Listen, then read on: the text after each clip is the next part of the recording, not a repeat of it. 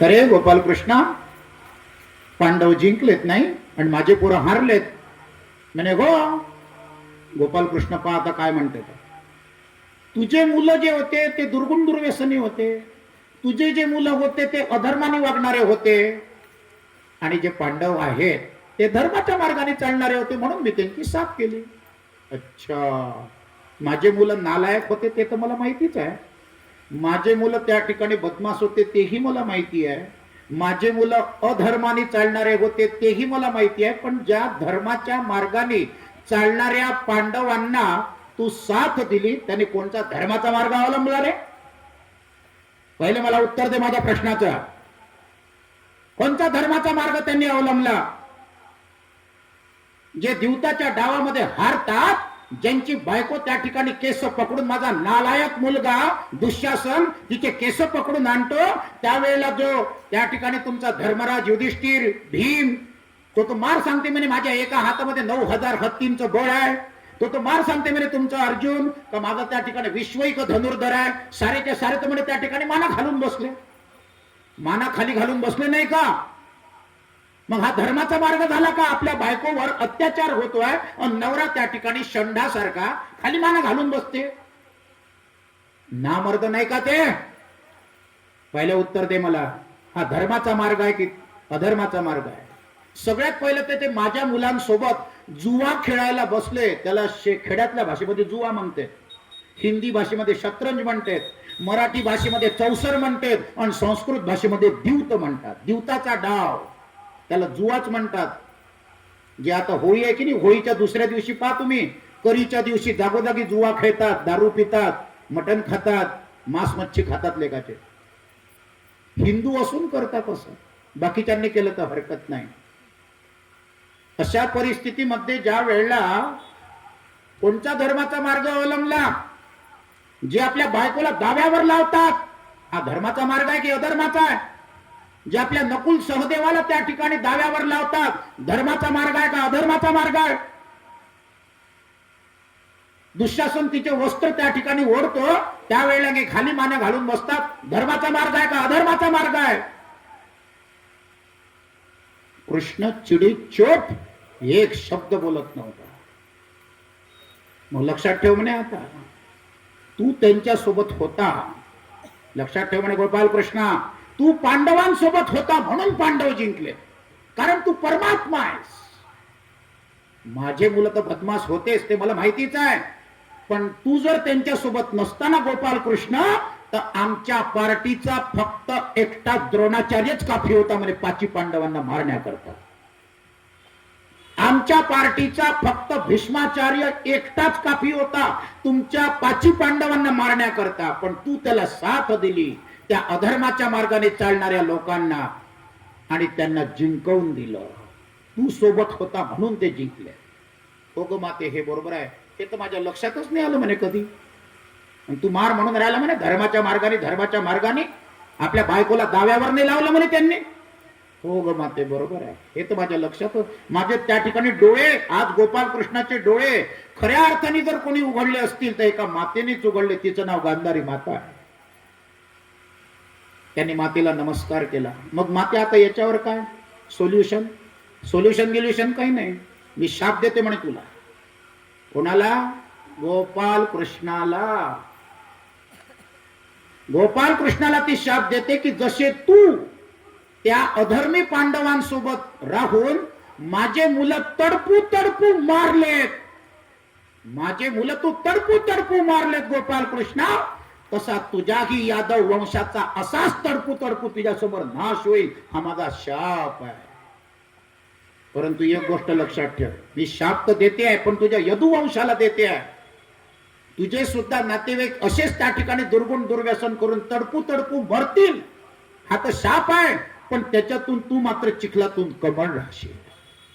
तू मात्र चिखलातून कमळासारखा निष्प्रग निस्वार्थ राहशील, असा मी आशीर्वादही देते तुला. तुझ्या केसाला धक्का नाही लागणार रे गोपालकृष्ण. तू परमात्मा आहेस, तू परमेश्वर आहेस, तू निष्पृह आहेस, तू निस्वार्थ आहेस, तू निरपेक्ष आहे, तू निष्ठावंत आहे, तू निष्काम आहे, तू निष्ठावंत भावनेत. म्हणून माझा आशीर्वाद आहे तुला. जा, तुझ्या यादव वंशाचा नाश होईल आणि तू मात्र त्याच्यातून तरशील. हा माझा आशीर्वाद आहे. शापही दिला आणि आशीर्वादही दिला, दोन्ही एकाच टाईमला दिलं.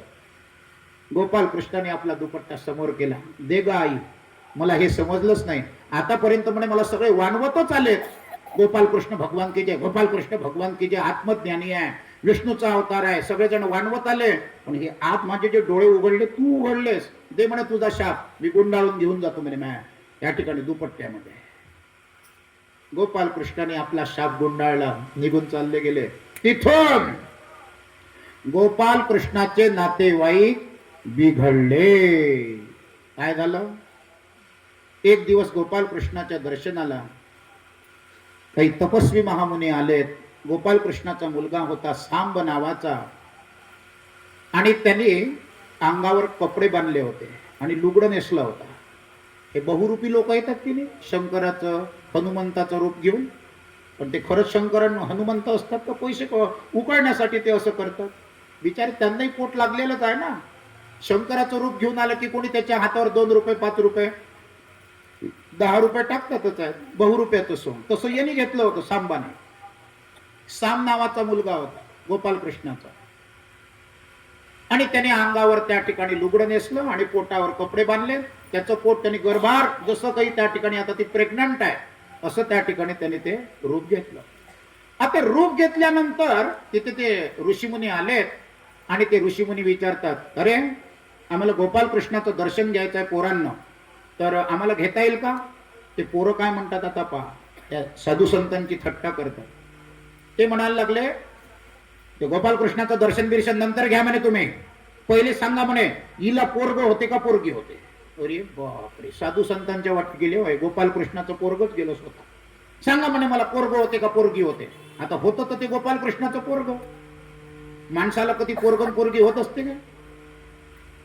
ते साधू संत म्हणायला लागले, सांबा विनाकारण त्या ठिकाणी आमच्या वाटी जाऊ नको, आम्ही तपस्वी महामुनी आहोत. मला माहित नाही का तू गोपाल कृष्णाचा मुलगा आहे म्हणून, आणि नाटक करून राहिला म्हणून. तुझ्या त्या पोटावर त्या ठिकाणी तो कपडे बांधले म्हणून मला माहित नाही का? नाही नाही महाराज, सांगाच तुम्ही काय होते तर. नाही नाही महाराज, सांगाच तुम्ही काय होते तर. गेले ना साधू संतांच्या वाटी. साधू संतांनी राग येऊन त्यांना त्या ठिकाणी शाप देऊन टाकला, जा, याला मुलगाही होत नाही आणि याला मुलगी होत नाही, याला त्या ठिकाणी लोहाचं सिद्ध मुसळ होईल, असा शाप आहे. गोपाल कृष्णाच्या मुलाला शाप दिला का? कारण बाप पाहिला साधू संतांचा सन्मान करतो आहे आणि पोरग मात्र अपमान करते आहे, सांबा नावाचा. चालले गेले तिथून शाप देऊन. या पोरांनी खरंच त्या ठिकाणी त्याचे कपडे उकळले आणि पाहिलं तर आतमध्ये खरंच लोहाचं मुसळ निघालं, लोखंडाचं. हे पोरं इतके त्या ठिकाणी तरबेज होते तर यांनी त्या ठिकाणी त्या लोखंडाच्या मुसळीचे सुद्धा तुकडे केले आणि ते समुद्रात फेकले, नदीत फेकले, आणि त्याच्यापासून एक वनस्पती निर्माण झाली. तिचं नाव आहे नागरमोथा. नागरमोथा समजते ना? नागरमोथा म्हणजे असे गुठल्या गुठल्या सारखे त्या ठिकाणी सुवासिक वनस्पती असते. ती तुमच्या डोक्यात उवा होती की नाही, बायांच्या मुलींच्या, तर तुम्ही ते मेडिकर टाकता की नाही, किंवा रिठे वगैरे त्या ठिकाणी उकळून. आजकाल शिकेकाईचे साबणच मिळतात, तर त्याचा इतका सुगंध वास का बरं येतो माहित आहे तुम्हाला? शिकेकाईचा त्याच्यामध्ये नागरमोथा असतो, नागरमोथा, म्हणून त्याचा सुंदर वास येतो. शिकेकाई साबणा तुम्ही सुगंध घेऊन पहा, आणि ते तुमच्या आमच्या डोक्यातले किटणं मारते, त्याला म्हणते नागरमोथा. शेतामध्ये जर गेला तर असं जर उपडलं आणि त्याचा जर वास घेतला तर इतका सुगंध येतो बिलकुल त्या नागरमोथ्याचा. ती वनस्पती त्यावेळेला निर्माण झालेली आहे. वर्णन आहे त्याचं. नेसोंदी लुगड्यास पुत्र फुगडे घाली चव्हाट्यावरी, बांधे तो युवराज सांब आपल्या वस्त्रास पोटावरी, थट्टा तो करित्या मुनीस पुसतो होणार ते काय हो, तेव्हा बोलती सिद्ध लोग मुसळे नाशास पावाल हो. एक दिवस या मुलांनी, गोपाल कृष्णाच्या नातवा पंतवांनी तिथं गणपती बसवला. गणपती आताच बसते असं काही नाही, गणपती त्याही वेळेला बसत होता. गोपाल कृष्णाच्या काळातही गणपती बसवत होते. आता गणपती बसवल्यानंतर शेवटच्या दिवशी आपण सहजच गाव भोजन देतो. यांनी सुद्धा त्या द्वारकेमधल्या सगळ्या लोकांना आमंत्रण दिलं की आमच्या इथे 1000 लोकांचं जेवण आहे आणि तुम्ही जेवायला या. गणपतीचं जेवण होतं. अशा परिस्थितीमध्ये ज्या वेळेला 200 लोक आले फक्त, कारण हे कसे त्या ठिकाणी बदमाश आहेत, गोपालकृष्णाचे नातू पंतू, आणि कसे दुर्गुण दुर्व्यसन आहे हे त्यांना माहिती होतं सगळ्या लोकांना. तो म्हणे ते गोपालकृष्णाचे जरी असले तरी गोपालकृष्ण चिखलातून कमळ आहे, पण हा सगळा चिखल आहे म्हणे त्याच्या भोवताल. त्याचे पोरं, त्याचे नातू पंतू एकही सारखं नाही आहे म्हणे. सरके बोलत नाहीत आणि सरके राहत नाहीत म्हणे गोपालकृष्णाचे यादव कुळातले लोक. 1000 लोकांचं जेवण ठेवलं आणि जेवायला किती आले? 200 लोक. उरलं किती जणांचं? 800 जणांचं जेवण उरलं. आता त्याच्यातही यांनी डोकं लढवलं गोपालकृष्णाच्या नातवांनी पंतवांनी.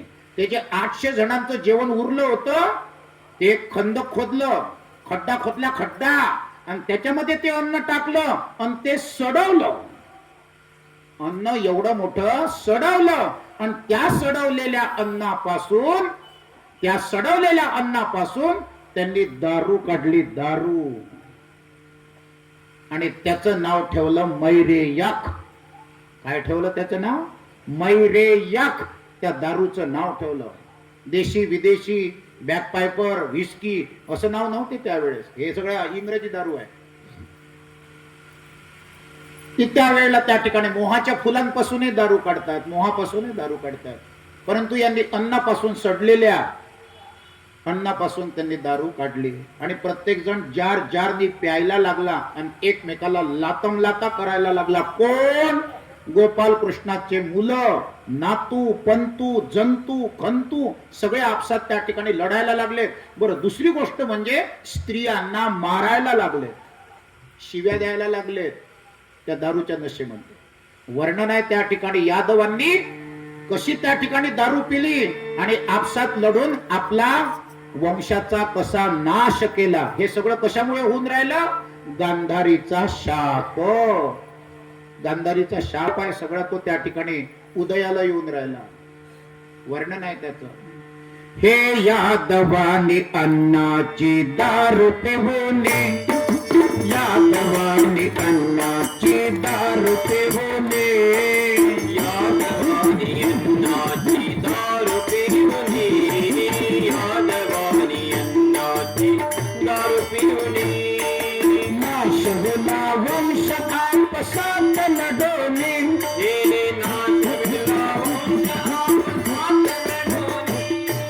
नाशविला वंश आपसात लढवणे, यादवानी अन्नाची दारू पिऊने, यादवानी अन्नाची दारू पिऊने, यादवानी अन्नाची दारू पिऊने.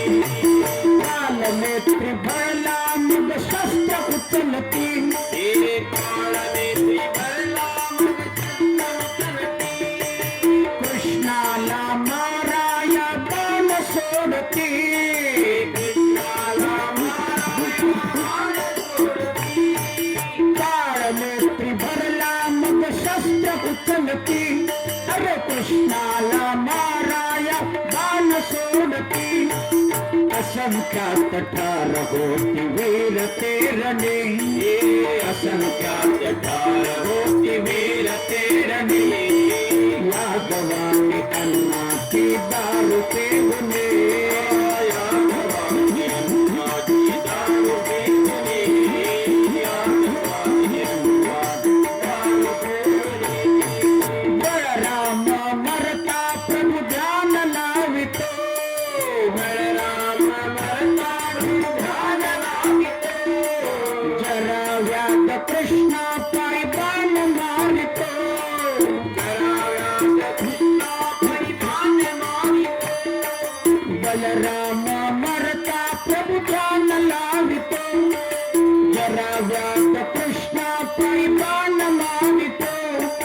पूर्वजन्मिता वाली मारिला रणी, हे पूर्वजन्मिता वाली मारिला रणी, यादवानी अन्नाची दारू पिऊने, यादवानी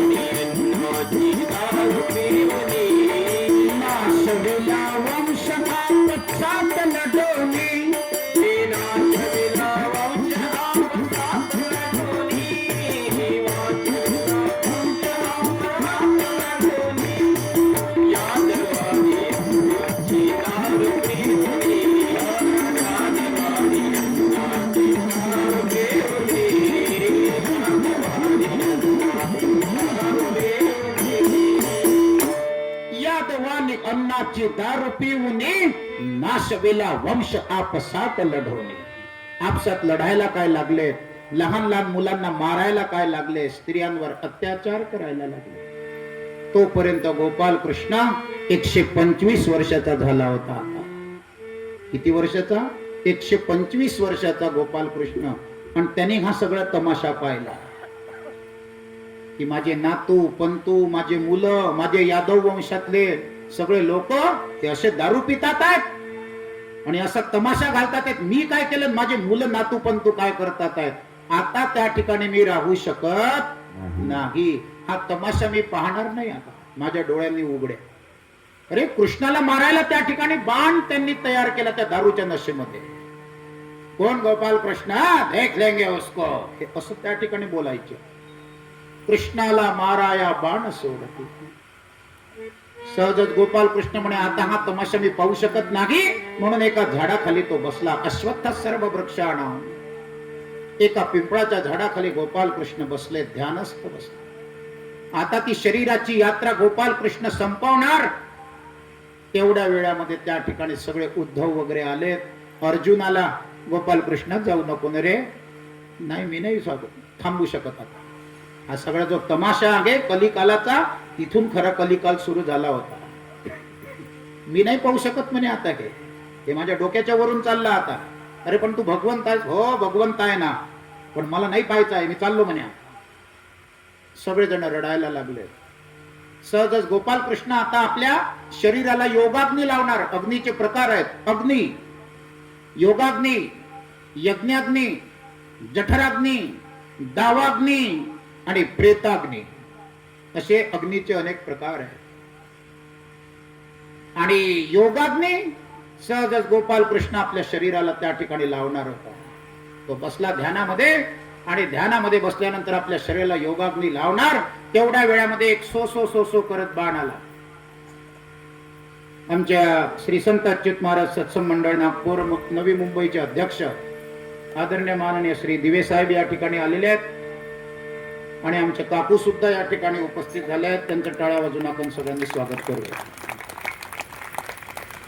तर अशा परिस्थितीमध्ये ज्या वेळेला आता त्यांनी आपल्या शरीराला योगाग्नी लावणार, तेवढ्या वेळामध्ये एक सोसो करत त्या ठिकाणी बाण आला आणि तो गोपाल कृष्णाच्या उजव्या पायाच्या उजव्या अंगठाला त्या ठिकाणी लागला.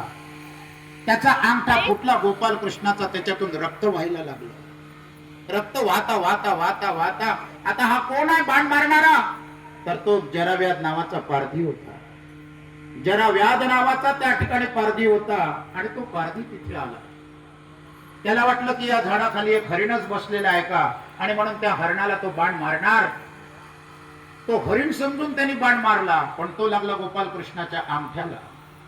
आणि तो बाण इतका भयानक होता. किती भयानक होता तो बाण ज्याच्या शरीराला लागेल त्याचं शरीर त्या ठिकाणी सडून सडून सडून तो मरणार होता. असा तो इतका महाभयानक बाण होता. जराव्याध पारधी आला आणि तो म्हणे आता मी हरणाला उचल. अनंत कोटी ब्रह्मांड नायकाला मी बाण मारला. मला वाटलं की इथे हरणच बसलेला आहे का, कारण गोपाल कृष्णाचं अंग सुद्धा चकाकत होतं. का बरं? जो योगाभ्यास करतो, जो प्राणायाम करतो, त्याच्या शरीरावर काही अलग तेज असते, हे लक्षात घ्या.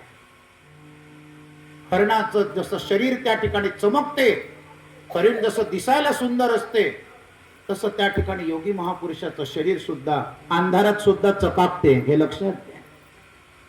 मला वाटलं म्हणे इथे हरिण बसलाय म्हणून मी बाण मारला. तो म्हणे तू निघाला तिथं गोपाल कृष्णा, मला माफ करून दे. माफीत नाही करावं लागत म्हणे. मला शाप देशील का? मग म्हणे नाही, शापही नाही देत. गोपाल कृष्ण म्हणे आपली फिट्टमफाट झाली म्हणे. अरे बाप्पा, फिट्टमफाट? तो म्हणे हा, फिट्टमफाट झाली म्हणे आपली. मागच्या जन्मात मी तुला आडून बाण मारला, या जन्मात तू मला आडून बाण मारला. फिट्टमफाट इज फॉर कॅट. म्हणे कसं काय? अरे मागच्या जन्मात गोपाल कृष्ण म्हणायला लागले, तू मागच्या जन्मात वाली होता, वाली सुग्रीवचा भाऊ, आणि मी होतो प्रभू रामचंद्र. वाली आणि सुग्रीवचं त्या ठिकाणी युद्ध जुंपलं. तुला मारणं त्या ठिकाणी कठीण होतं, म्हणून मी प्रभू रामचंद्र तुला झाडाच्या आडून बाण मारला होता, तेव्हा तू मेला होता. तोच त्या ठिकाणी वाली तू आता जराव्यात पारधी बनला आणि मी कृष्ण बनलो. मागच्या जन्मात मी तुला आडून बाण मारला, गोपाल कृष्ण म्हणतो, या जन्मात तू मला आडून बाण मारला. It for tat. काही चिंता नको म्हणे, जा निघून जा आपल्या रस्त्याने. तो आपल्या रस्त्याने निघाला आणि गोपाल कृष्णाने हा सगळा तमाशा पाहून आपल्या शरीराला त्या ठिकाणी योगाग्नी लावला. ओम इत्येकाक्षर ब्रह्म व्याकरण महामनुस्मरण यप्रयातित जन्देंग सयाखित परमां गते. त्याचं वर्णन त्या ठिकाणी संत अच्युत महाराजांनी केलेलं आहे. अग्नि का पुरा लागतो जसा कृष्ण देव तो लोपला तसा. अग्नि का पुरा लागतो जसा कृष्ण देव तो लोपला तसा. देवता फुले झोकती वरी धन्य कृष्ण जय घोष भुवरी. देवता फुले झोकती वरी धन्य कृष्ण जय घोष भुवरी. गोपाल कृष्ण भगवान की जय. गोपाल कृष्णाने आपल्या शरीराची यात्रा संपवली. सगळे पांडव लोक, सगळे यादव लोक दुःखी झाले, जे गोपाल कृष्णाला मानणारे होते. पण जे दुर्गुण दुर्व्यसन करणारे होते ते पहिलेच त्या ठिकाणी गोपाल कृष्णाचा धाक नव्हता. आता तो गोपाल कृष्णच निघून चालला गेला. आता त्यांना धाकच नाही राहिला. आणि तिथून खरी कलिकालाची सुरुवात झाली. आणि गोपाल कृष्ण गेल्याबरोबर यांचे तमाशे वाढले. गोपाल कृष्णाचे पोर, नातू, पंतू, जंतू, खंतू, त्याचे यादव लोक सगळ्यांनी त्या ठिकाणी धिंगाणा घालायला सुरुवात केली. स्त्रियांना ओढत होते. स्त्रियांवर अत्याचार, बलात्कार, घुसखोरी, काळा बाजार, दुर्गुण, दुर्व्यसन, दुराचार, दुष्प्रवृत्ती मोठ्या प्रमाणावर वाढायला लागला. आणि खऱ्या अर्थाने आमच्या देशाला, आर्यावर्त त्या ठिकाणी या भूमीला कली झोंबला. या विश्वाला त्या ठिकाणी कलिकाल खऱ्या अर्थाने झोंबला. कसा, त्याचं वर्णन संत अच्युत महाराज करतात. ते म्हणतात की जसं द्वारकेचा सूर्य त्या ठिकाणी मावळला. द्वारकेचा सूर्य म्हणजे कोण? गोपाल कृष्ण तळपता कर्माने, त्याच्या त्या ठिकाणी सगळ्याच गोष्टींनी तो परिपूर्ण होता. आणि आता द्वारकेचा सूर्यच मावळला.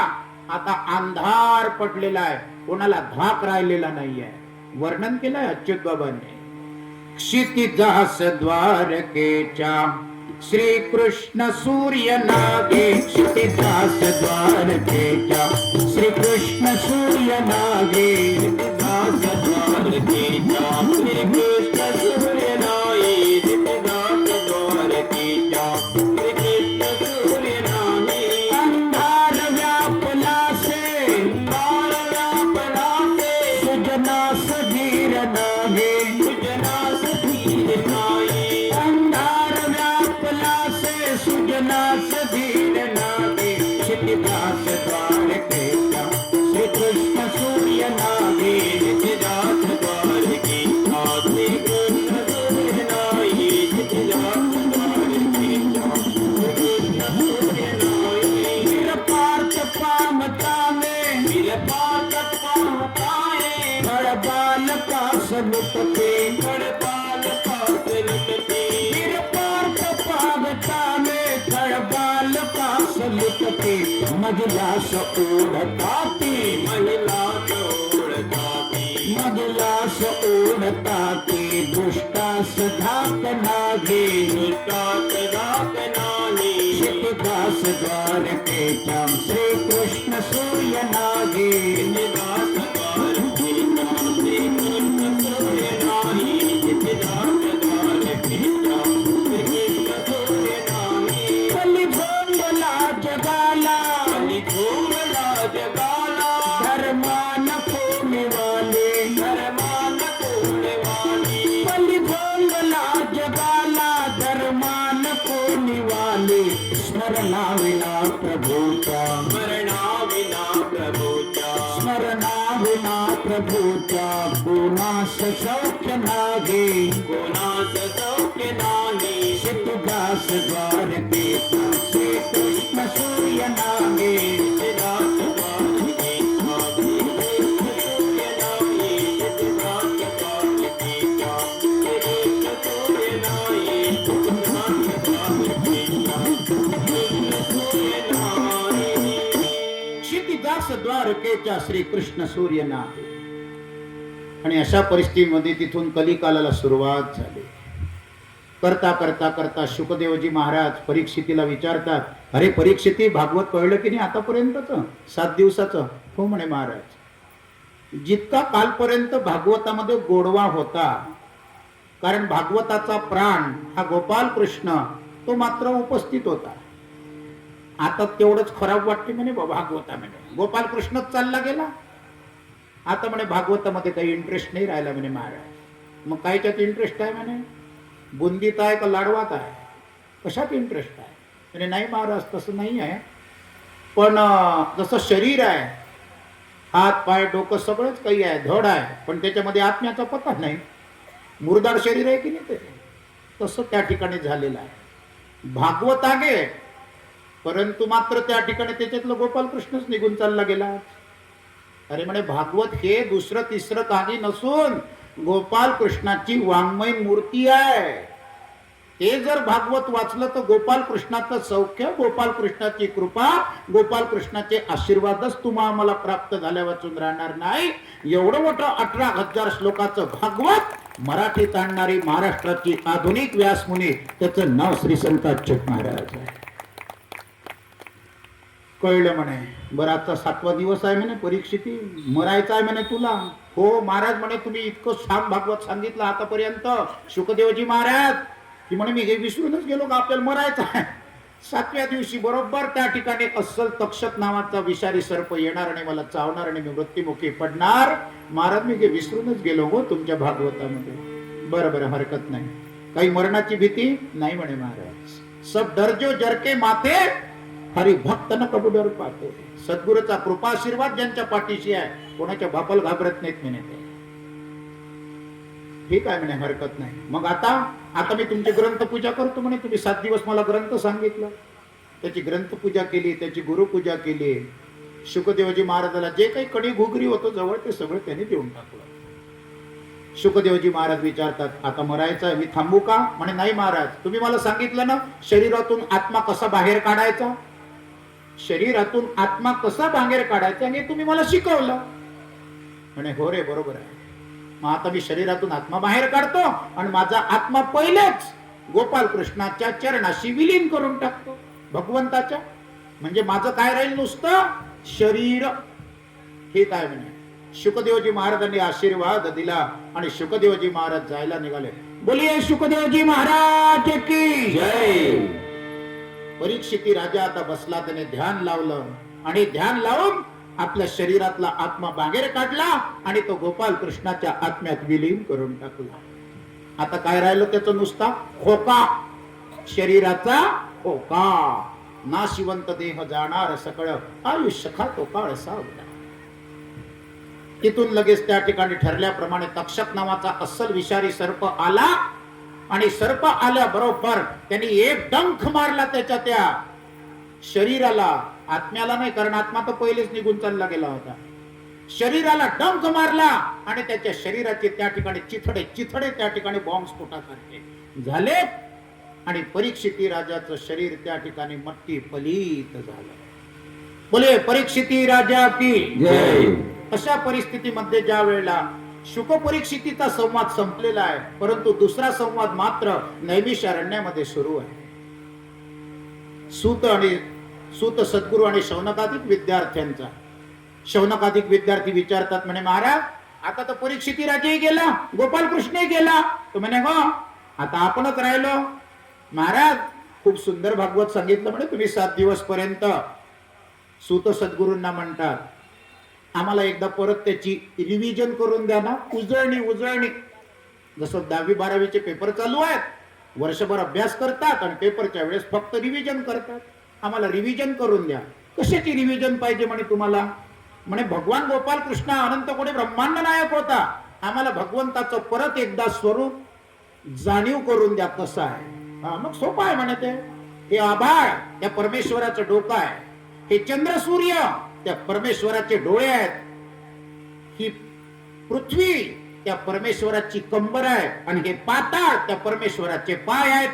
भागवताच्या स्मरणिकेतून त्या ठिकाणी तुम्हा आम्हाला कळतं रे विद्यार्थ्यांना. ठीक आहे म्हणे महाराज. कळलं ना भगवंताचं स्वरूप कसं आहे? तो म्हणे गो पहा म्हणे ते परमेश्वराची लीला कशी आहे. कुठं जमिनीवरती पाणी आहे आणि कुठं पाण्याखालती जमीन आहे. ही सुद्धा एक परमेश्वराची लीला आहे. मुंबईला जर गेला तर समुद्र आहे, समुद्राच्या खाली जमीन आहे. आणि इथं आलो तर त्या ठिकाणी तुम्हा मला पहिले जमीन दिसते आणि जमिनी खाली पाणी दिसते. बरोबर की नाही? मग पाहून द्या म्हणे आता त्या परमेश्वराची लीला कशी आहे. भागवताच्या स्मरणिकेच्या माध्यमातून सूत सद्गुरूंनी शौनकादिक विद्यार्थ्यांना त्याची उजळणी करून दिली. ते म्हणतात युगायुगाच्या इतिहासावर काळ घालतो पाणी, युगायुगाच्या इतिहासावर काळ घालतो पाणी, युगायुगाच्या इतिहासावर काळ घालतो पाणी, युगायुगाच्या इतिहासावर काळ घालतो पाणी. पाण्यावरती जमीन रचली, जमिनीवरती पाणी, पाण्यावरती जमीन रचली, जमिनीवरती पाणी, पाण्यावरती जमीन रचली, जमिनीवरती पाणी. युगायुगाच्या इतिहासावर काळ घालतो पाणी, युगायुगाच्या इतिहासावर काळ घालतो पाणी, युगायुगाच्या इतिहासावर काळ घालतो पाणी. पाताळी पद कमर पृथ्वी कपाळ स्वर्गाचे, पाताळी पद कमर पृथ्वी कपाळ स्वर्गाचे. डोळे प्रभूचे चंद्र सूर्य घे, डोळे प्रभूचे चंद्र सूर्य घे, डोळे प्रभूचे चंद्र सूर्य घे, भूषण ताऱ्यांचे, डोळे प्रभूचे चंद्र सूर्य घे, भूषण ताऱ्यांचे. युगायुगाच्या इतिहासावर काळ घालतो पाणी, युगायुगाच्या इतिहासावर काळ घालतो पाणी. हे पाण्यावरती जमीन रचली, जमिनीवरती पाणी, पाण्यावरती जमीन रचली, जमिनीवरती पाणी. भागवत हे गाणे त्याचे विश्वात्मा जो कृष्ण हसे, भागवत हे गाणे त्याचे विश्वात्मा जो कृष्ण हसे, भागवत हे गाणे त्याचे विश्वात्मा जो कृष्ण हसे. भागवताच्या स्मरणिकेने, भागवताच्या स्मरणिकेने, भागवताच्या स्मरणिकेने जीव पावना होत असे. भागवताच्या स्मरणिकेने जीव पावना होत असे, भागवताच्या स्मरणिकेने जीव पावना होत असे. पाण्यावरती जमीन रचली, जमिनीवरती पाणी, पाण्यावरती जमीन रचली, जमिनीवरती पाणी, पाण्यावरती जमीन रचली, जमिनीवरती पाणी. युगायुगाच्या इतिहासावर काळ घालतो पाणी, युगायुगाच्या इतिहासावर काळ घालतो पाणी, युगायुगाच्या इतिहासावर काळ घालतो पाणी. अशा परिस्थितीमध्ये ज्या वेळेला सूत सद्गुरूंना शौनकादिक विद्यार्थी विचारतात, तुम्ही परमात्माचं स्वरूप आम्हाला समजावून सांगितलं, आता मला एका प्रश्नाचं उत्तर द्या. सूत सद्गुरूंना म्हणे बोला रे विद्यार्थ्यांना, आम्हाला तुम्ही 7 दिवस भागवत सांगितलं, पहिल्या स्कंदापासून तर 12व्या स्कंदापर्यंत. म्हणे गो त्याची फक्त एकेका शब्दात रिव्हिजन करून द्या. पहिल्या दिवशी काय पाहिलं, दुसऱ्या दिवशी काय पाहिलं, तिसऱ्या दिवशी काय पाहिलं, चौथ्या स्कंदात काय पाहिलं, 5व्या स्कंदात काय पाहिलं, 6व्या, 7व्या, 8व्या, 9व्या, 10व्या, 11व्या, 12व्या स्कंदात काय काय पाहिलं, एका शब्दामध्ये आम्हाला उजळणी करून द्या. त्याचं वर्णन त्या ठिकाणी सूत सद्गुरू करतात, जे अच्युत बाबांनी लिहिलेलं. पूर्व महिमा धुंदुकारी कथा. आपण पहिल्या दिवशी गोकर्ण धुंदुकारीचं आख्यान बघितलं. पूर्व महिमेमध्ये पूर्व महिमा धुंदुकारी कथा, प्रथम स्कंद शुक परीक्षिती वार्ता, द्वितीय दशलक्षणी गाथा, तृतीय सांख्य शास्त्र, चतुर्थी ध्रुव पंचमी भरत, षष्ठी वृत्र, सप्तमी प्रल्हाद, अष्टमी वामन, नवमी रघुनाथ, श्री कृष्ण चरित्र दशमी, एकादशी बोध समाप्ती, द्वादशी फलश्रुती उत्तर महिमेशी, 18 सहस्त्र श्लोक भागवताशी, 12 स्कंद व्यासकृत. 12 स्कंदामध्ये काय काय आहे हे सूत सद्गुरूंनी शौनकादिक विद्यार्थ्यांना समजावून सांगितलं. शौनकादिक विद्यार्थ्यांनी परत त्या ठिकाणी आपल्या सूत सद्गुरूंना प्रश्न केला. म्हणे महाराज, भागवताचं स्थान काय आहे या विश्वामध्ये? भागवताचं स्थान काय हे तर तुम्ही सांगितलं. भक्तिशास्त्राचा महामेरू म्हणजे भागवत, 17 पुराणांचा कळस, 18वं पुराण म्हणजे श्रीमद भागवत, जीविताचं शास्त्र त्याचं नाव भागवत, आमचं जीवन एका क्षणात भाग्यवत करणारा धर्मग्रंथ त्याचं नाव श्रीमद भागवत. याची पलीकडे काही आहे का भागवताचं स्थान? ते म्हणतात हो रे, आहे रे. ऐकाजी तुम्ही भक्त भागवत आपुलाले चित्त शुद्ध करा. चित्ताची शुद्धता म्हणजे भागवत. तो म्हणे भागवताचं स्थान काय आहे? तो म्हणे पर्वतात पर्वत, हिमालय पर्वत. आपल्या देशामध्ये सगळ्यात मोठा पर्वत कोणता आहे? हिमालय पर्वत. हिमालय की चट्टान और गंगा नदी का बट. मग पर्वतात पर्वत, हिमालय पर्वत. नदीत नदी, गंगा नदी. आपण कोणत्याही नदीला साधारणतः कोणत्याही गावाची नदी असली तर पावित्र्याच्या माध्यमातून गंगाच तिला म्हणतो. तिचं नाव काही असो पण तिला गंगा नदी असं म्हणतात. पण सिंध प्रांतात त्या ठिकाणी आर्यावर्त क्षेत्रात निर्माण झाली म्हणून तिला सिंधू नदी, पुढे तिला गंगा असं म्हणतात. नदीत नदी, सिंधू नदी म्हणजेच गंगा नदी. पर्वतात पर्वत, हिमालय पर्वत. देवात देव, महादेव. हे सगळे देव. अण्णावाचे देव नाही म्हणत आहे मी, बाकी सगळे देव. पण महाशिवरात्रीला कोणाची पूजा केली जाते? महादेव. मग झालं ना, तयार झालं त्याचं त्या ठिकाणी समीकरण. पर्वतात पर्वत, हिमालय पर्वत. नदीत नदी, गंगा नदी म्हणजे सिंधू नदी.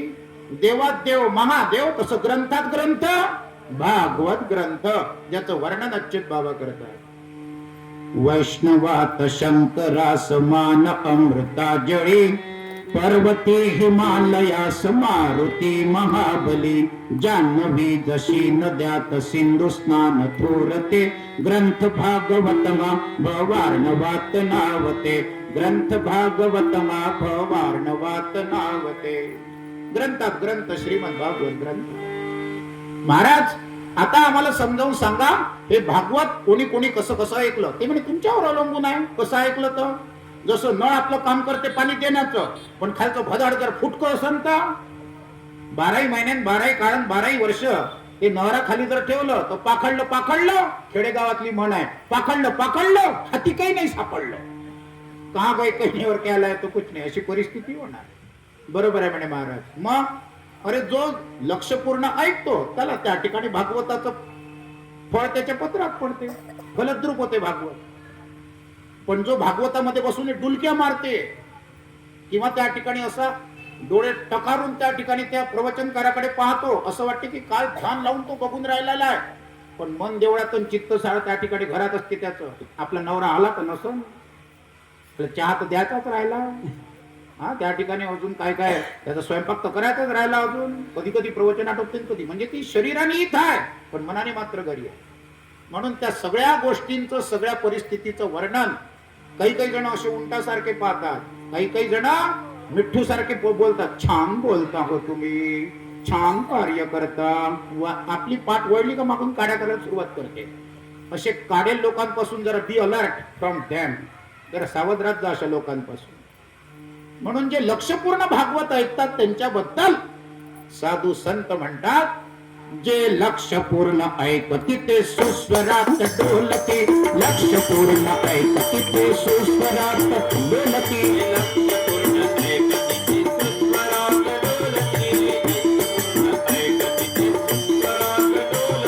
श्रोते हरणा समान,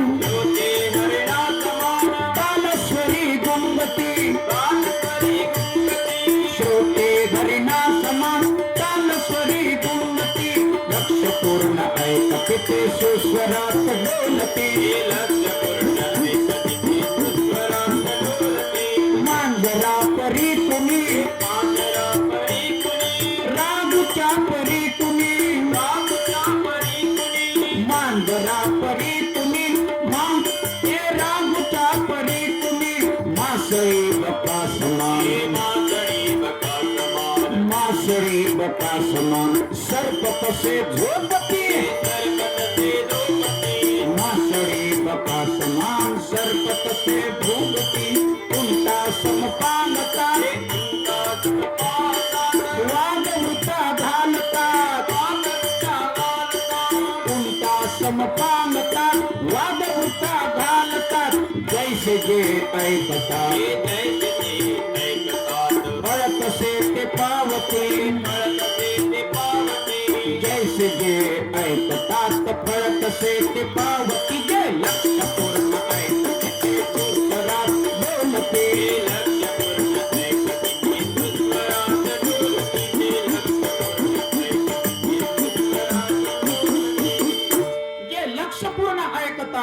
स्वरात डोलते. थोडं सुंदर भजन आहे अच्युत बाबा. कुंटा सम पाहतात तेच आता पाहिलं. जसं असं पाहतात की त्या ठिकाणी ध्यान लागलाय पण घर मन सगळं मनात घरात असतं आणि मग वादवृथा घालतात. काय विचारतील याचा काही नेमच नाही. एक जण मला विचारायला, काल आपण जसं सत्राजिताची कथा पाहिली, सत्राजित नावाचा राजा, त्याची मुलगी सत्यभामा, ती दिली गोपालकृष्णाला, विषय संपला. एक जण मला आला विचारायला, जीन्स पॅन्ट टी शर्ट आणि त्याचा तो काळा गॉगल आणि ते मोबाईलची किट, आणि महाराज भागवत छान सांगितलं. म्हणलं हो बा. नाही म्हणजे मला एका प्रश्नाचं उत्तर द्या, तुम्ही सत्राजिताची कथा सांगितली. म्हणलं हो बा. सत्राजिताच्या बापाचं नाव काय? म्हणलं त्याला एकच मुलगी होती आणि ती म्हणलं गोपालकृष्णाला दिली. आता सोयरीक संबंध तुझ्यासाठी करण्यात